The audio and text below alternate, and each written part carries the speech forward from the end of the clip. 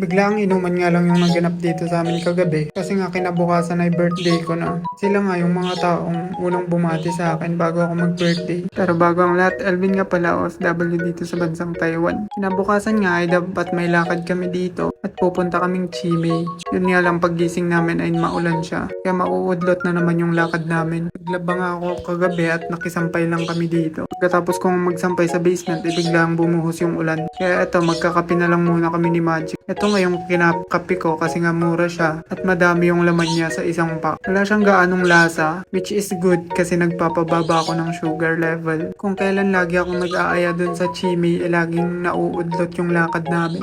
Ewan ko ba, parang ayaw akong pagbigyan. Parang pangatlong aya ko na nga sa kanila sa Chimay, wala pa din. Ulan nga talaga yung araw na to. Hindi tayo makakagala for today. Kaya nagkaayaan kami ni Magic na pumunta ng Tenten para mag-ayos ng dorm. Kasi nga hindi kami pwedeng lumayo at baka biglang bumuhos yung ulan. At si Zar nga ay tulog pa kaya hindi na namin siya dinistorbo. Naghanap nga lang kami dito ng plastic na cardboard para pang divider sa room namin. At may nahanap nga kami dito, yun nga lang wala yung kulay black para sana matakpan yung ilaw. Kung wala kaming mahanap dito na kulay black ay naghanap kami sa ibang store. Pumunta nga kami dito sa Tenten para hanapin yung ganun. Pero wala kaming mahanap na ganun kaya nagtingin kami ng payong. E pagtingin namin sa payong, sobrang mahal pala ng payong dito guys. Ewan ko dahil ba maulan or talagang ganto presyuhan ng payong dito. Kailangan nga din namin ng sampayan kaya naghanap kami ng sampayan dito ni Magic. At nakita nga namin yung sampayan na 700 something. Pero sobrang gutom na kami dito kaya hindi na namin matiis. Kaya kakain muna kami dito sa McDo. Kasi nga mostly ng mga shops dito sa Maymato sarado na ng gantong oras. Pahapon na kasi to guys. Nagising siya ng 6, ako nagising ng 7, wala pa kaming kain hanggang 11. Yanga boba nai cha.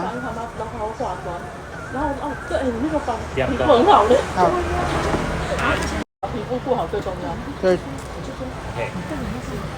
Paunti-unti na din natin natututunan mag-order dito sa Taiwan. Pero grabe talaga tong weather na to. Nag-burger nga lang kami dito at milk tea. Kasi hindi namin alam kung saan kami kakain dito banda. Gusto namin mag-shabu-shabu sana kaya lang parang nagigilty kami pag hindi kasama yung isa. Ang sakit bumili dito. Pagkatapos nga namin kumain ay pupunta kaming Watson. Titingin ako ng skincare at titingin si Manic ng vitamins niya. E ngayon ko nga lang napansin na may YOU brand pala sila dito sa Watsons na to. At saktong makasale pa yung cleanser nila. Isa din to sa brand na ginagamit ko nung nasa Pilipinas pa ako. Siyempre kumuha na din ako. Yun nga lang ang presyo sa Pilipinas at presyo dito sa Taiwan. Kung sa Pinas ay 399 pesos, dito 399 NT. Parang doble siya guys.